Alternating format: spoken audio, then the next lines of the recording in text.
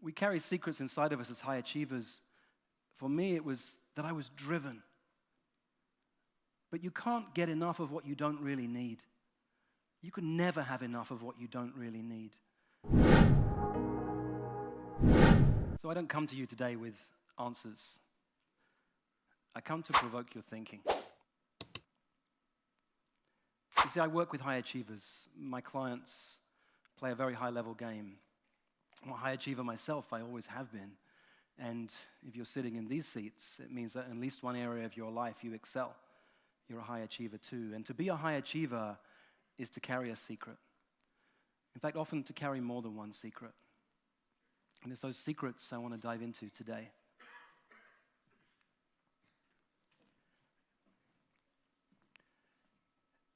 It's October 2014. I've flown to London from LA, where I live, to spend a week with my dad. This is me and my dad a few years earlier. But in October 2014, he's had ALS for 7 years. It's similar to MSA, the condition that got a lot of publicity with the Ice Bucket Challenge.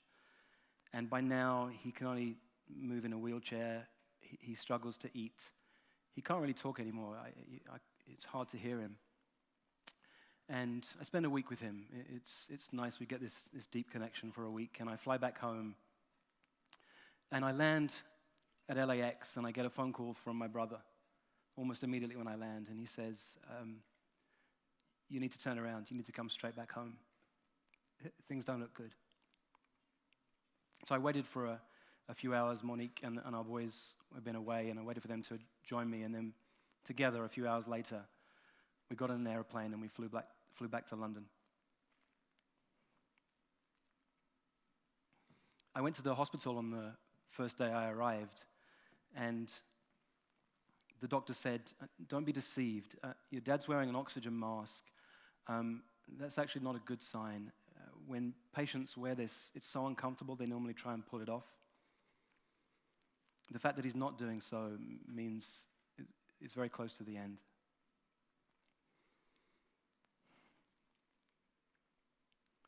I stayed with my dad and my mum and my brothers that day, and that evening, as they left, I said, I'm going to stay for a little bit of time. And I stayed, and I did the hardest thing I've ever done. I looked into my dad's eyes, and I said,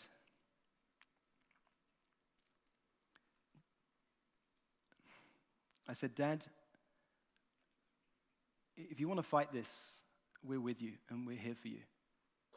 And if you're tired,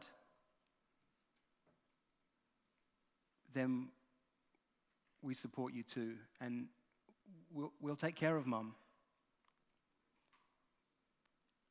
But if you're tired, that's okay too.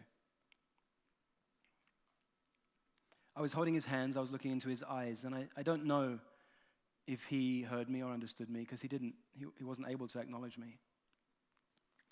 But we went into the hospital the next day, and the doctors called us in, and they said, this is it, there's not much time left. Well, I was very fortunate. I got to be with my dad and hold his hand at the end. Me and my two brothers and my mom were holding his hand and looking into his eyes and saying, we love you, literally as he passed away.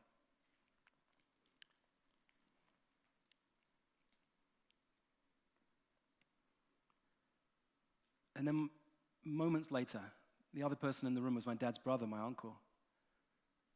And my uncle said, you boys know, right? You know how proud your dad was of you. And as I say it out loud, it sounds like, well, that would make sense that he would say that in that moment, but it didn't make sense. You see, I've lived my whole life from this place of trying to prove myself to my dad.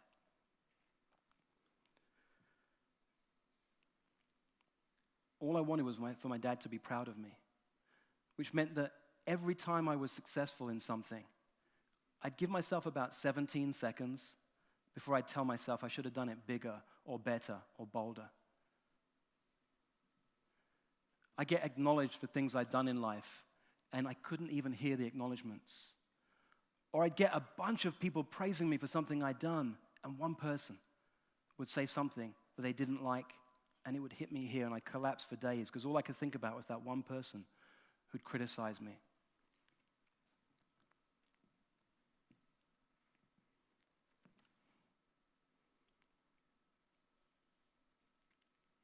We carry secrets inside of us as high achievers. For me, it was that I was driven. But you can't get enough of what you don't really need. You can never have enough of what you don't really need. And all that was driving me was this need to prove myself to my dad. And here I am in this room, and I hear these words from my uncle. Your dad's so proud of you.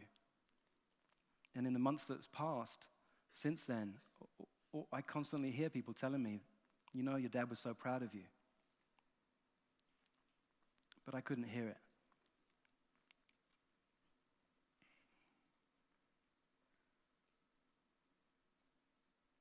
I couldn't hear it.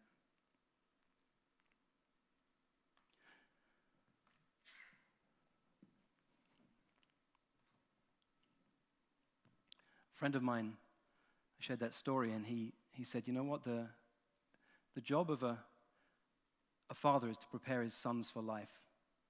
And the job of a son is to prepare his father for death.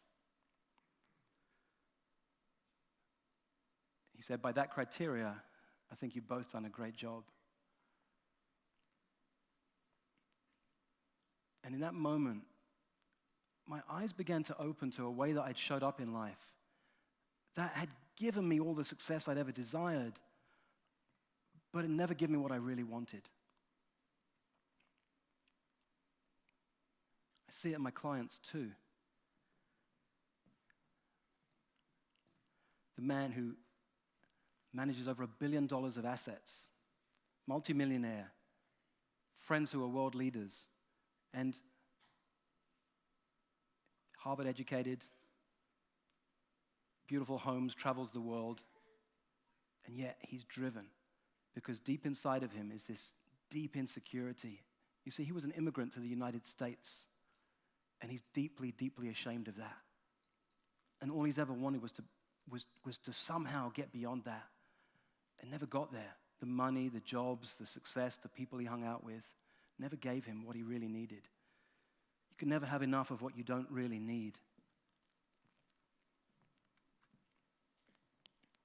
I'm very fortunate. For the last 7 years, I've been in a men's group. These are a powerful group of men. There's a man who trains billionaires to be philanthropists, a man who's a rocket scientist right now working to get people on Mars, a world-class photographer, a man who has a wolf sanctuary, a man with $1 million business who leads men's work, a very high-end headhunter, and a man who's raising $1 billion note to eradicate poverty on the planet. And the reason I love these guys and hate these guys at the same time is that they see through my bullshit, and I see through theirs. We've met every single week for the last 7 years. And one of the things we do when we get into our meeting is we circle up and we look each other in the eyes, and we start with the sentence, what I don't want you to know about me. What I don't want you to know about me.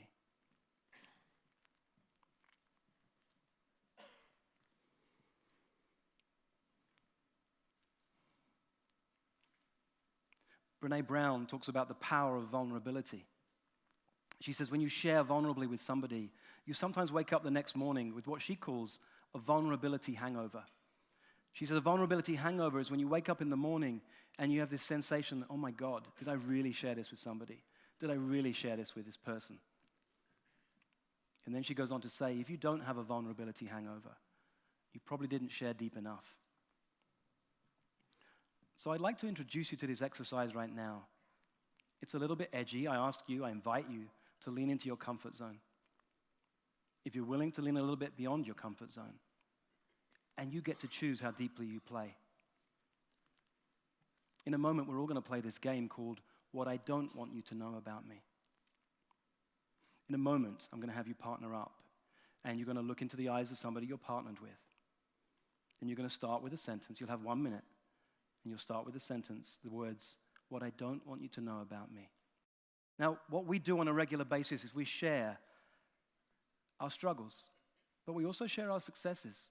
You see, sometimes when you're super successful, it's hard to share that.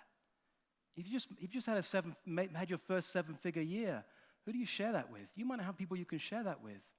But then if you just had your first seven-figure year and now you're currently struggling with money, who do you share that with? If you're successful in business but not in love, that's sometimes hard to share with your community. Or if you're successful in love but not in business. You can share your struggles, your successes, your joys, your pains, your challenges, something you're ashamed of. I've got a client who's a professor at an Ivy League school. When she answered that question for me, she said, what I don't want you to know about me is I'm bored. I'm at the top of my game, but I could do this with my eyes closed, and I'm bored. I've got a client who's an emergency room physician who said the same words, I'm bored. I could do this with my eyes closed. And then she said, I'm not lonely, but I'm very alone. One of the things about high achievers is they often don't have many people in their world where they can really open up and really share. I worked with a British Special Forces operative. He'd done things that scared me to even think about. And yet, this one thing we were working on was his biggest fear. Now, he'd become a businessman, and it turns out that business was his edge, and he was very afraid. Too often in life, we don't have a space where we can open up and we can share.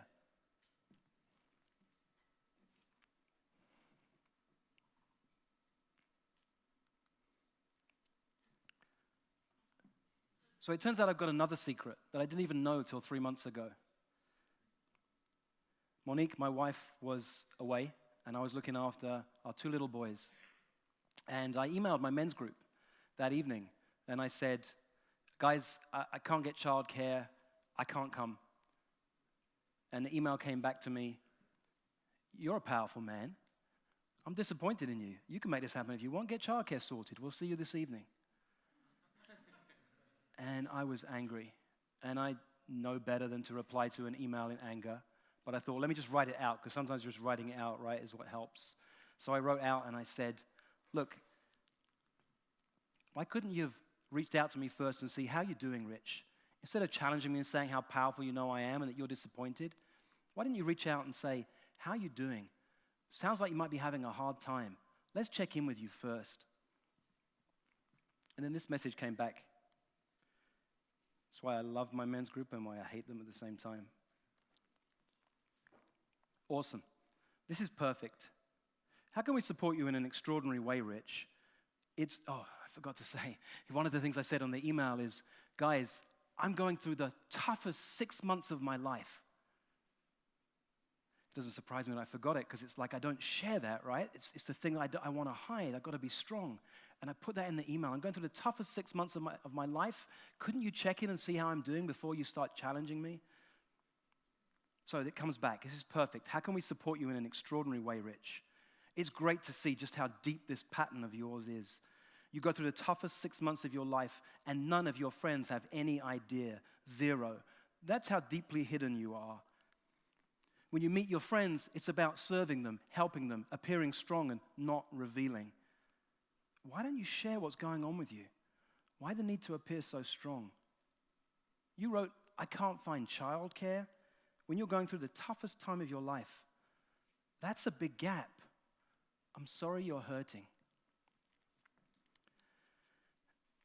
Ouch, that was painful to read. I hadn't realized just how hard I push help away.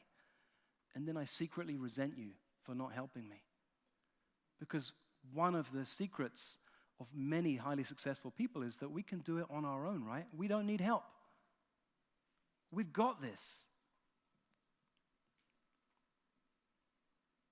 The irony of this, of course, is that I'm writing this book right now on these secrets of highly successful people.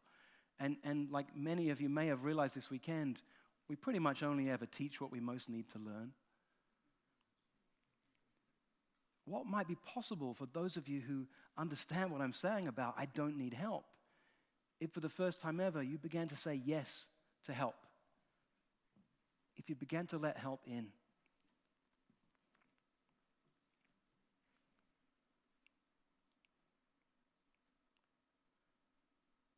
So I want to wrap with 3 things. First, I want to speak to my dad, because I want to say, Dad, I know you're proud of me, and I love you.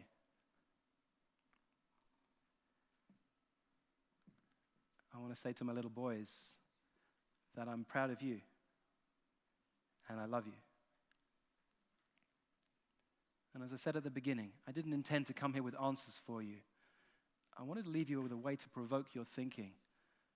So I invite you, in the hours left as we wrap, just to consider where the very things, the very qualities, how you show up in the world that's helped you to become as successful as you've been until now, maybe the very things standing in your way of what's truly possible for you. Hey, thanks for listening. Before you go, I've got over a decade's worth of tools and ideas to help you drastically increase your income and your impact as a coach over at richlitvin.com. And hit the subscribe button, because when you do, you'll automatically get notified every time I release a new podcast episode. See you next time.